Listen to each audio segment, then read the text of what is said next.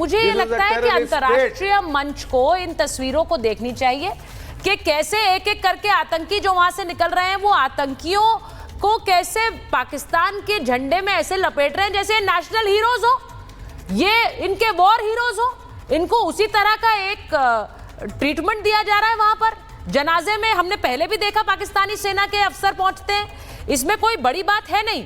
लेकिन मैं एक बार दुबे जी आपसे पूछूंगी, क्योंकि जिस तरह के ये अननोन गनमैन की बात होती है, पाकिस्तान में एक ऑपरेशन सिंदूर का तो खौफ था ही, लेकिन ये जो सैफुल्ला जो मारा गया है, इसने कैसे भारत में कई हमलों में इसका हाथ रहा। और हम कहते हैं आरएसएस हेडक्वार्टर पर भी इसने हमले की कोशिश की।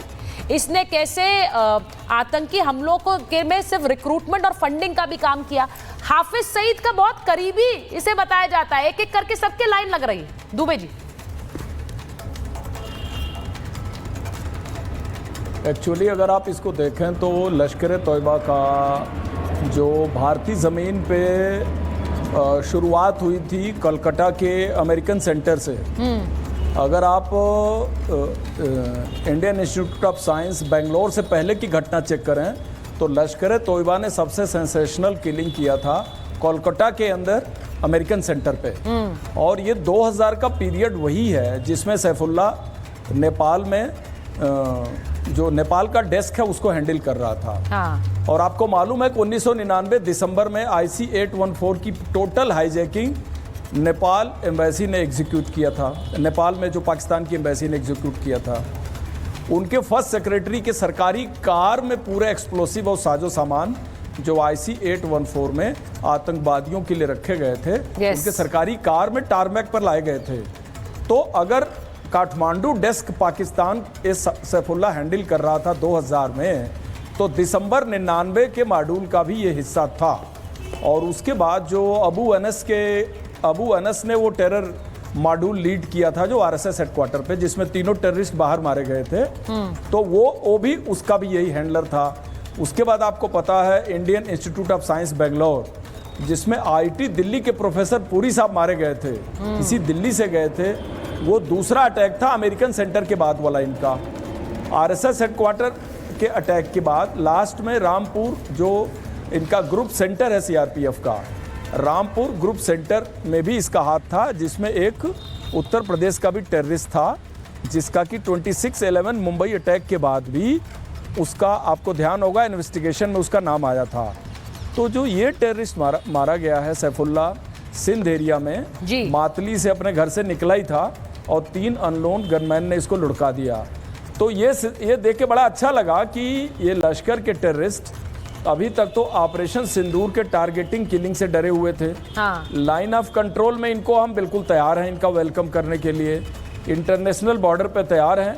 हाँ। और ये अपने देश में ही सिंध में भी सेफ नहीं है। नहीं, बिल्कुल सही है, और सेफ होना भी नहीं चाहिए सर। 3 आदमी मैं तो ये कहती हूँ जो इन्हें मार रहा है बहुत अच्छा काम कर रहा है, पूरा चैप्टर खत्म हो गया। भारत के लोगों की भी बहुत दुआएं ले रहा है, जो मार रहा है अच्छा काम कर रहा है इस धरती से, हमारे वांटेड टेररिस्ट में से नंबर कम कर रहा है। इस धरती पर ये बोझ चाहिए भी नहीं, जो इनका सफाया कर रहा है वो बोझ हटा रहा है, बहुत अच्छा काम कर रहा है। मैं बार बार ये कहती हूँ। मैं एक चीज और आज देखिए, बहुत इंपॉर्टेंट ये बात है कि पाकिस्तान ने जो एक तरह से इन्फिल्ट्रेट जासूसों के रूप में करने की कोशिश की, कर्नल नैन बैठे हुए हैं, एम्बेसडर वोरा बैठे हुए हैं और बहुत जानकार लोग हैं आप। मैं इसलिए बोलती हूँ क्योंकि ये इन्फिल्ट्रेशन, ये इस तरह से जासूसी कराने के लिए कैसे ट्रैप करते हैं, फॉरेन सर्विसेज में जो लोग हैं उन तक को किया है, हमने पहले इतिहास में देखा है। मैं एक बार जरा बड़ी खबर बताऊंगी, उसके बाद आ रही हूँ। जासूसी कांड, गिरफ्तार ज्योति से पूछताछ जारी। NIA मिलिट्री इंटेलिजेंस की टीम उससे पूछताछ कर रही है, अलग अलग एजेंसियां ज्योति से पूछताछ कर रही हैं। अब ये ज्योति मल्होत्रा ट्रैवल विद जो नाम का जो एक YouTube चैनल चला रही थी, उसमें उन्होंने पाकिस्तान हाईवे कमीशन की पूरी तस्वीरें दिखा दी। अब सवाल ये है, एम्बेसडर वोरा, मैं आपके पास आऊं उससे पहले कुछ इंपॉर्टेंट क्वेश्चंस हैं जो आज मैं पूछ रही हूं, और वो सवाल यही है कि इस तरह की जो सोशल मीडिया है उस पर क्या नियंत्रण जरूरी है। इसलिए पूछ रही हूं क्योंकि सोशल मीडिया पे बहुत सी संदिग्ध गतिविधियां हैं, इन संदिग्ध इन्फ्लुएंसर्स पर शिकंजा जरूरी है। सवाल ये भी है कि दुश्मन मुल्क की वाहवाही कर रहे हैं ये लोग और उस पर इनको व्यूज मिल रहे हैं, ये हम क्यों बर्दाश्त करें? भाई आप पाकिस्तान हाई कमीशन की तस्वीरें दिखा रहे हैं कितना सुंदर लग रहा है, वो सजा हुआ है, पाकिस्तान नेशनल डे को सेलिब्रेट कर रहे हैं आप, इसकी जरूरत क्या है? एम्बेसडर वोरा, ये सब मैंने इनके वीडियो में देखा है। पाकिस्तान नेशनल डे पर ये इतनी खुश हो रही थी कि ऐसा लग रहा था कि अपने देश का कोई सेलिब्रेशन हो। मुझे उससे आपत्ति नहीं है, अब बतौर एक यूट्यूबर इन्होंने जो भी किया है, लेकिन इन्होंने देश के साथ गद्दारी की और ये जो ट्रैप करते हैं ऐसे लोगों को, एम्बेसडर वोरा आपने तो इसके बारे में हमारे जरा दर्शकों को बताइए, ये कैसे ऐसे लोगों को चिन्हित करते हैं कि ये लोग पाकिस्तान के लिए स्पाई करें, गद्दारी करें अपने मुल्क के साथ? एम्बेसडर वोरा। बहुत धन्यवाद ma'am, thank you very much. अभी मैं दो विशेषज्ञों की बात सुन रहा था, I can't disagree, absolutely accurate, और जो आपने रिपोर्ट पेश की है दैट इज आल्सो फिनोमिनल। जो मैंने देखा है अपने करियर में मैम, कई देशों में आपका रात दूसरा हूँ और कुछ कभी कभी ऐसे मामलों में भी इन्वॉल्व था, तो हम लोग देखते हैं कि तीन चीजें होती हैं। पहले लालच होती है पैसे की, और उसके लिए तो बहुत से लोग फंस जाते हैं। दूसरा मैम, आप क्षमा करेंगे, इसको फिर हम कहते हैं रिवर्स हनी ट्रैप। हमारी भी एक डिप्लोमेट होती थी माधुरी गुप्ता, 2010 में वो इस्लामाबाद में हमारे हाई कमीशन में पोस्टेड थी, तो उनका भी केस बड़ा मशहूर हुआ था। वो किसी मच यंगर पाकिस्तानी एजेंट के शिकंजे में फंस गई थी, and then they developed a romantic relationship, ये हुआ वो हुआ, अल्टीमेटली वो वापस आई और कुछ साल पहले उनका निधन हो गया। सो दैट केस चलता रहा, जो जानकारी मिलनी थी मिल गई, बट दैट लेडी डाइड। और एक तो ये होता है कि जो रिवर्स हनी ट्रैप, एक पैसा। तीसरा होता है मैम, ये जो एक नया प्रोफेशन बन गया है, इन्फ्लुएंसर्स। 10 साल पहले तो मैंने कभी सुना नहीं था सोशल मीडिया इन्फ्लुएंसर्स क्या होते हैं।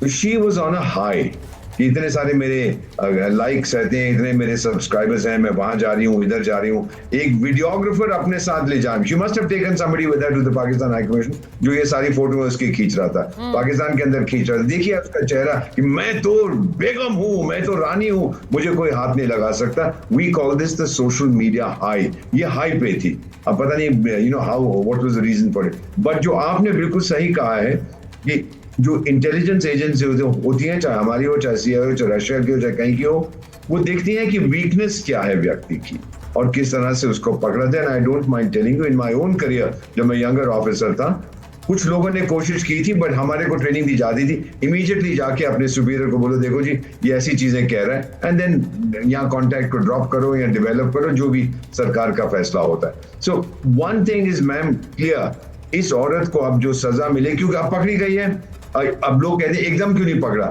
मैम, इंटेलिजेंस के काम में आप डेवलप करते हैं, इसके कॉन्टैक्ट्स कौन थे, अब हल्के हल्के हमको पता लगे, इसकी कॉल्स को मॉनिटर करो, ये जहां ट्रैवल कर रही है। आपने अभी एक तस्वीर दिखाई थी, एक सिंह साहब भी उसके पीछे खड़े थे, मेरा ख्याल वो बबर खालसा को कोई है, वो भी आप फोटो हम देखेंगे, वी विल फाइंड आउट कौन लोग थे जिनसे ये मिलती थी, एटसेट्रा। तो ये इतनी बुरी तरह से फंस गई है अपने गलती के कारण। अब ये जब अभी तक आई होप इंटेंसिव इंटेरोगेशन में अब ये पूरा गाना गाएगी, और जो इसके साथी थे मैम, क्योंकि इसका नेटवर्क फैला हुआ था, वही जो हमने मॉनिटर किया, ये देखिए इसकी तस्वीर आप दिखा रहे हैं, this is a high, this is an emotional high, और इसमें शातिर से